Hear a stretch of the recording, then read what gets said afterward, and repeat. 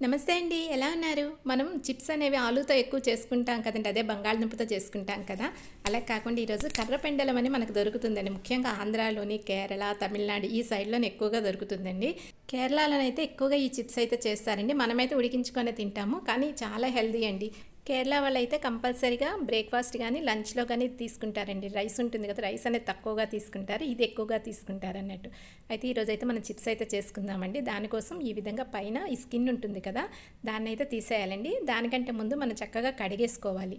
ఇది మనం ఎక్కువ తెచ్చిపెట్టుకున్నా అంత నిల్వ ఉండవండి. తొందరగా పాడైపోతాయి. నేను తెచ్చి ఒక 2 డేస్ అవుతుంది. అయినా చూడండి ఎలా బ్లాక్‌గా వచ్చేసిందో.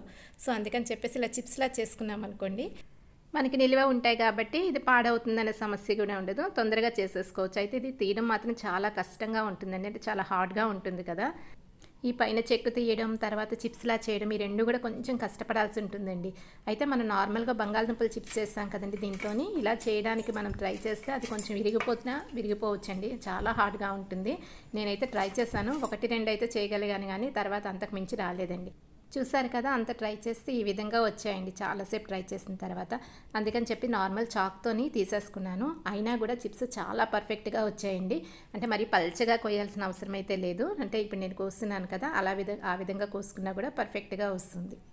ఈ చిప్స్ అన్నీ కట్ చేసుకున్న తర్వాత వాటర్ అయితే తీసుకుంటున్నానండి. ఇందులో ఉన్న స్టార్చ్ అయితే తీసేయాలి. అందుకని చెప్పేసి వాటర్ తీసుకుంటున్నాను.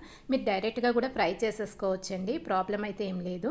డైరెక్ట్‌గా చేసుకోవచ్చు. లేదంటే మళ్ళీ వాటర్‌తోని ఈ విధంగా వాష్ చేసి కూడా చేసుకోవచ్చు అన్నట్టు. ఎట్లా చేసుకున్నా కూడా మీకు బాగానే వస్తాయి. వాటర్‌లో వాష్ చేసుకుంటే మాత్రం ఈ వాటర్ అంతా కూడా డ్రైన్ అయ్యేంత వరకు మనం వెయిట్ చేయాలండి. ఇలా ఉంటుంది కదా! దీంట్లోని సీవ్ చేసే దాంట్లో వేసేసుకుంటే మనకు వాటర్ అంతా కూడా డ్రైన్ అయిపోతుంది కదా! మనం తడి క్లాత్ మీద వేయడం అలాంటిది ఏం అవసరం లేదండి. జస్ట్ కొంచెం వాటర్ అంతా పోయినంత వరకు ఉంచుకుంటే సరిపోతుంది.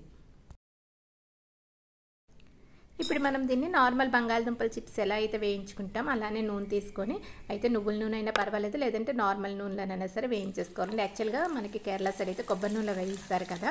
ఇక్కడ నార్మల్గా నేనైతే నువ్వుల నూనె అయితే వేయించుకుంటున్నానండి. ఇలా వేయించుకుంటున్నప్పుడు కొంచెం ఉప్పు అనేది చిన్నది ఇందులో వేయాలండి. వేస్తేనే మనకి చిప్స్ అన్నీ కూడా మంచి టేస్టీగా వస్తాయి, లేదంటే చప్పచప్పగా ఉన్నట్టుంటాయి అన్నట్టు. తర్వాత మనం యాడ్ చేసినా అంత బాగా కలవదు. సో అందుకని చెప్పేసి నూనెలో వేయించినప్పుడే చిన్నది వేసుకుంటే మనకి మొత్తం కూడా ఈవెన్గా వస్తుంది. ఇది మనం వేయించినప్పుడు సిమ్లోనే పెట్టుకొని వేయించుకోవాలండి. హైలో పెడితే మాత్రం తొందరగా మాడిపోతాయి.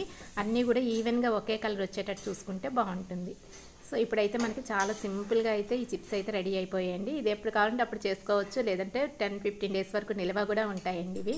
మనం బయట తీసుకుంటాం కదండి, సేమ్ అదే టేస్ట్తో ఉంటాయి. ఇలా లాస్ట్లోనే మనకు కావాల్సిన చాట్ మసాలా కానీ, నార్మల్ కారం కానీ ఏదైనా వేసుకొని కలుపుకుంటే మనకి సాంబార్లోకి, రసంలోకి, లేదంటే ఈవినింగ్ స్నాక్స్ కింద కూడా ఈ చిప్స్ అనేవి రెడీ అయిపోతాయి అన్నట్టు.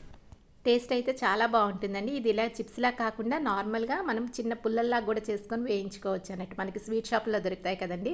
సో, అలా కూడా చేసి వేయించుకోవచ్చు. అలాగైతే మనకి అంత పెద్ద ఎక్విప్‌మెంట్స్ అవి ఉండవు కదండీ! తొందరగా మాడిపోతాయి. అందుకని చెప్పేసి నేను ఈ విధంగా ట్రై చేశాను.